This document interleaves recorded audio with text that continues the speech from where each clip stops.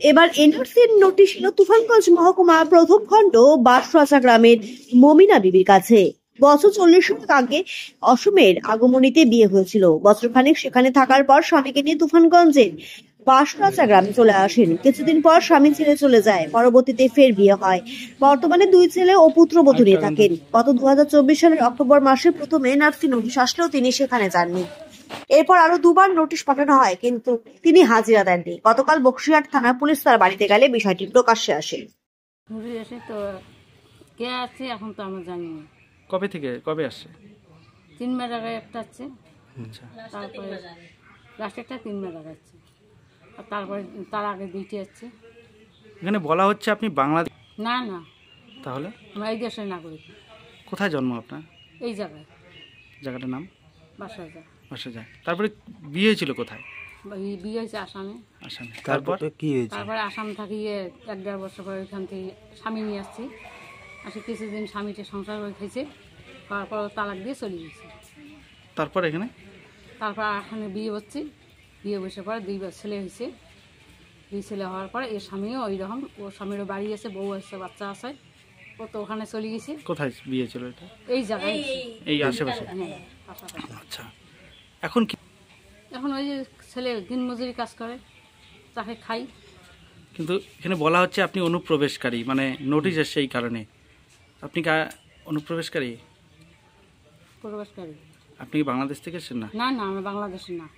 কোর্টে যেতে বলেছে, কোর্টে যাননি? না, যাইনি। কেন? হয়তো যাইনি। হয়তো যান নাই। কেন নোটিশ আসিল? তারপরে কি হয়েছে? কালকে কে এসছে বাড়িতে?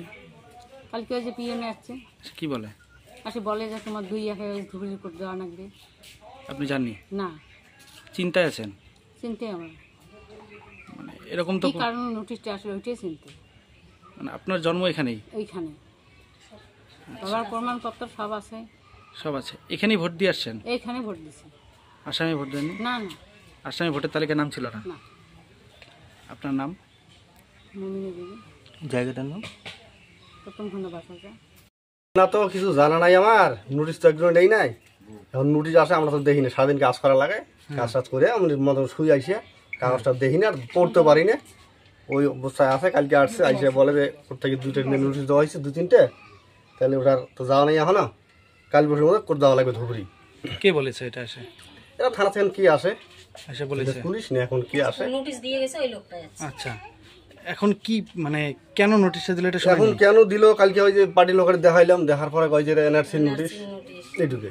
আচ্ছা, আপনারা কি তাহলে মানে এদের সরকারি ভাষায় তাহলে অনুপ্রবেশকারী? আপনারা কি অনুপ্রবেশকারী? না না, আমরা তো এখানকার জন্ম, এখানকার বাসিন্দার। আমার দাদু এখানে, আমার মার জন্ম এখানে। আচ্ছা, এখানেই বসবাস? এখানেই বসবাস। তো আমার দাদুর বাড়ি এখানে, আমার মার জন্ম এখানে, মা বিয়ে আগমনী আসাম, ওখান থেকে আবার আসছে 1-1.5 বছর আগের কথাগুলো আমরা তো বলতে পারবো না।